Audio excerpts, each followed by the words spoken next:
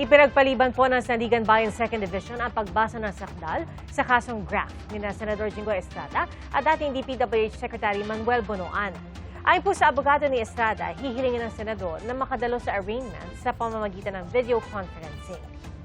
Saksi, si Joseph Moro.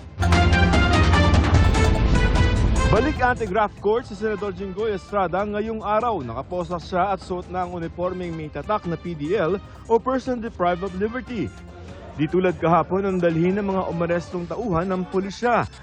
Babasahan dapat ng sakdal si Estrada sa 2nd Division ng Sandigan Bayan para sa 213 million peso graft case na hiwalay pa sa kasong plunder at isa pang kasong graft na hawak ng 5th Division. Dito, humiling ang kampo ng senador na kung maaari raw ay huwag na siyang pusasan at pasuotin ang uniforme ng BJMP.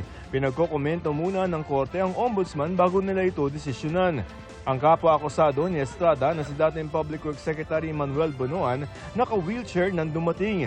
Mula sa blood pressure na 160/100, bagyang bumaba ito ng buling kuhanan bago ang pagdinig. Base sa information sheet na nakuha ng GMA News para sa kasong graft laban kay Senador Estrada, nakasad doon na mismong si Senador Estrada raw ang humingi ng mga DPWH projects sa Bulacan. Humingi umano si Estrada ng lampas 300 million pesos na halaga ng mga proyekto sa First District ng Bulacan at kalahating bilyong piso mula sa iba pang lugar sa probinsya. Tumanggap umano siya ng 25% kickback na nagkakahalaga ng humigit kumulang 213,750,000 pesos.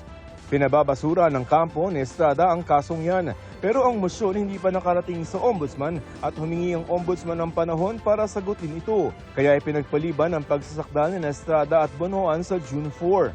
Ayon sa kanyang abogadong si Attorney Noel Ostrea, hihiling ang senador kung maaari siyang dumalo sa arraignment sa pamamagitan ng video conferencing sa halip na pisikal na pagpunta sa Sandigan Bayan na makakaapekto sa pagdalo niya sa mga sesyon sa Senado.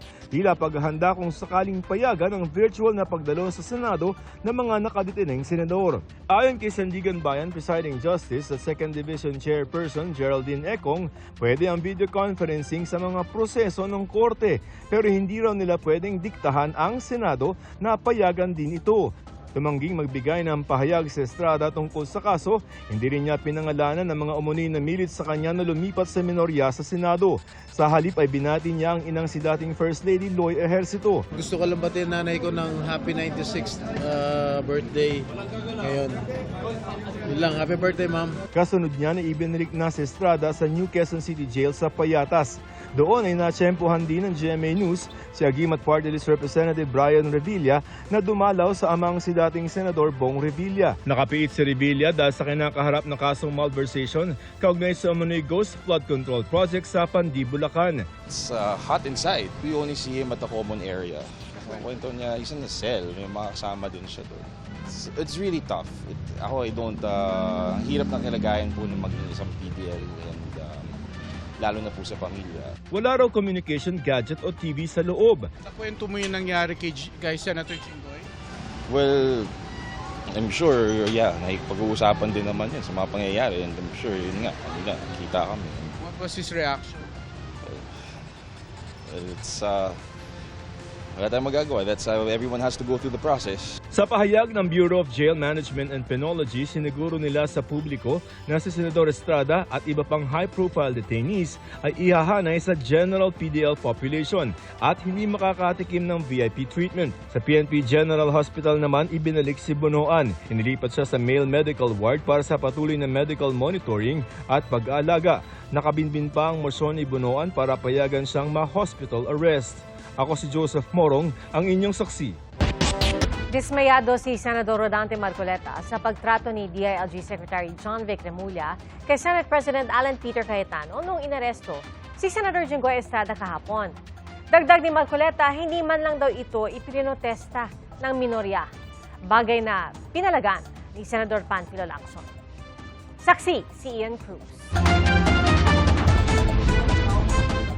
Naging tensyonado ang tagpo kahapon ng arestuhin si Senador Jinggoy Estrada sa Senado. Nagkataasan ng boses sina Senate President Alan Peter Cayetano at DILG Secretary John Vic Remulla. Sir, just outside the gate, we're going to walk 5 minutes. This is the Senate of the Philippines. It's never been done. We're just asking you to walk out Let's walk.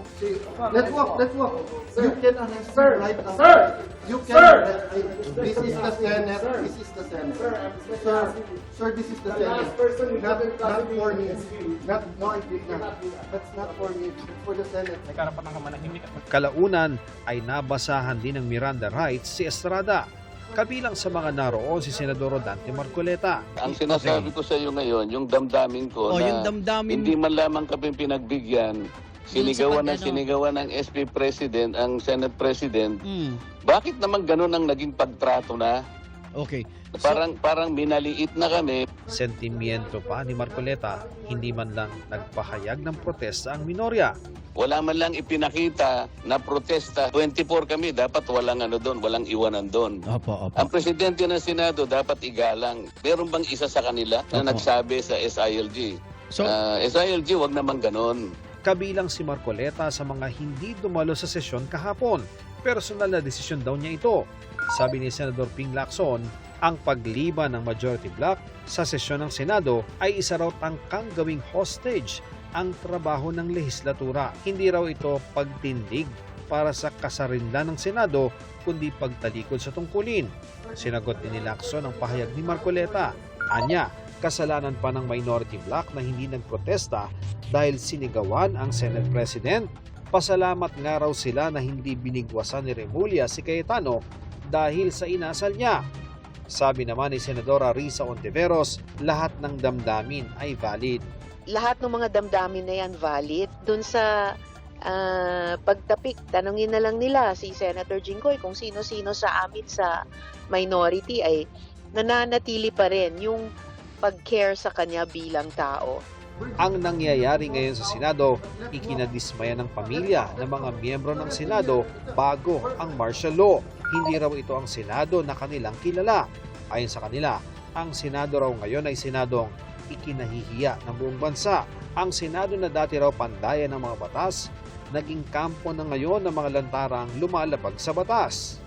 Ayon sa Professor Emeritus ng UP-NCPAG na si Maria Fe Villamejor Mendoza, hindi magandang pangitain ang sitwasyon ngayon sa Senado. Ang dapat na debate ay polisiya, di ba?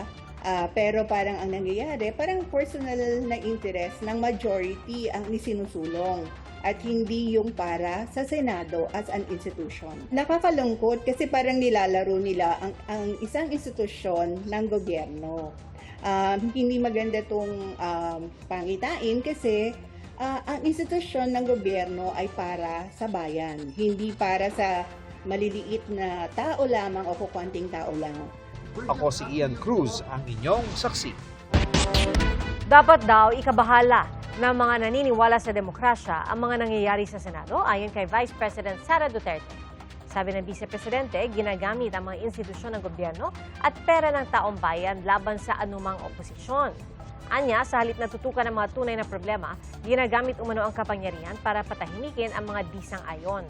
Dapat daw ay malaya ang bawat senador at miyembro ng Kamara na gampanan ang kanilang mandato na naayon sa konsensya at malaya sa pagbabanta at pananakot.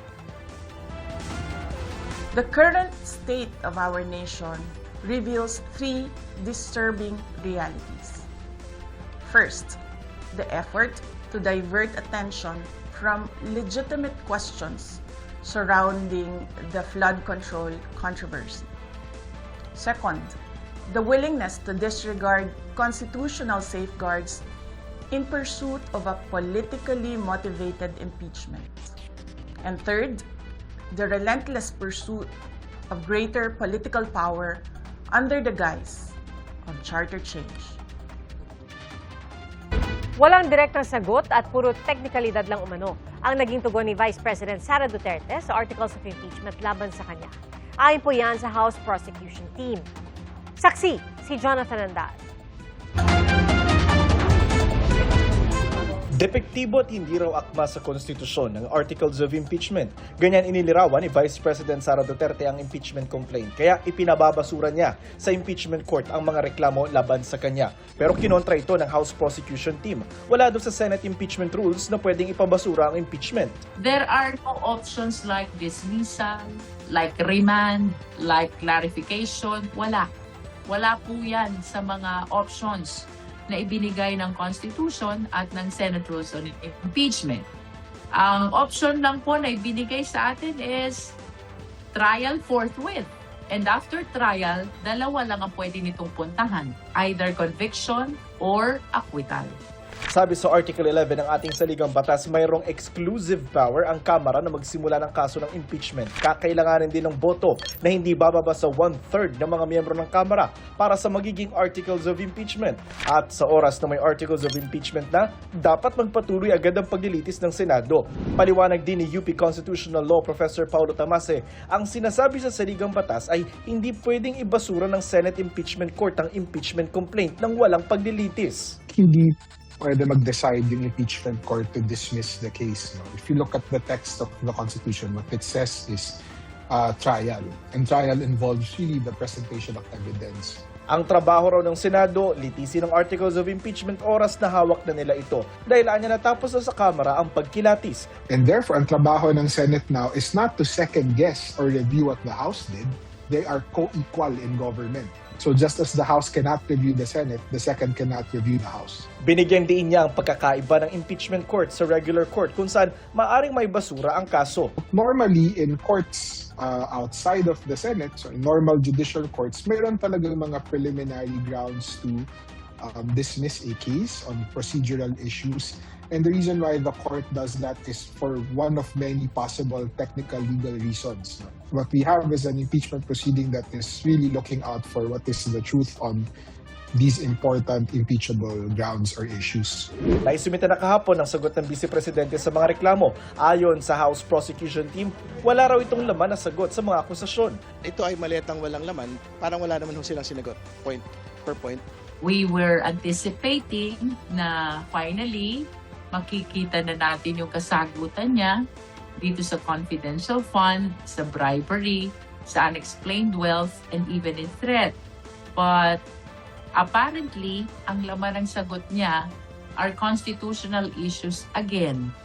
I don't know if this is part of their legal strategy that up to this time, wala pa rin tayong nakikitang direktang sagot sa mga allegation of offenses. No? Puro technical issues daw ang mga ipinasang sagot ng bise at sa kabila ng mali-malitang dokumento, wala raw ipinasang ebidensya ang depensa para kontrahin ang mga aligasyon sa articles of impeachment. Sa July 6 ang simula ng trial ng Vice Presidente at umaasa ang prosekusyon na hindi naaabot sa trial ang gulo ngayon sa Senado. Sana walang spillover dito sa impeachment trial. No? I hope they will be reminded that this is one of our constitutional duties to the sovereign Filipino people. There is no option to stop. There is no option to delay. The only option is trial forthwith. Itinanggi naman ni Luistro ang mga paratang na depensa na nag-fishing expedition ng mga kongresista at nag-trial sila sa House Justice Committee, bagay na dapat sa Senado lang pwedeng gawin. Pag-uusapan pa raw ng prosekusyon kung magpapasa sila ng sagot sa impeachment court ukol sa mga sinabi ng kampo ng bise. Ako si Jonathan Andal, ang inyong saksi. Nababahala na ang ibang bansa sa mga man-made structure na nakita sa loob ng Baho de Masinloc. Ayon po yan sa hepe ng Armed Forces of the Philippines. Saksi si Dano Tingkungko. Sabado nang magpahayag sa isang dialogo sa Singapore si Defense Secretary Gibo Teodoro ng kanyang pagkabahala kaugnay ng mga man-made structure na nakita umano sa loob ng Baho de Masinloc. Ikinuwento ni AFP Chief of Staff General Romeo Browner ang reaksyon ng mga nasa dialogo. Hindi lamang tayo kahit na yung Scarborough ay pinakamalapit sa atin, concerned rin yung ibang bansa. Ayon sa Armed Forces of the Philippines, kasalukuyan daw vina-validate ng iba't ibang ahensya ng gobyerno ang mga ulat na ito. It is still being validated by different government agencies, and the moment that this is validated or it is debunked, then the appropriate statement will be issued by the NTF-WPS. Sa gitna naman ng ulat na ito, pinuna ng AFP ang nasa 20 barko ng Chinese Coast Guard at 7 barko ng kanilang Navy sa paligid ng Baho de Masinloc mula May 26 hanggang kahapon, June 1. As we reported last week, after the MCA, there was a report by the PLA that they conducted a series of exercises in Baho de Masinloc. Upon our checking and our synchronized MDA by the different services, no such activity conducted.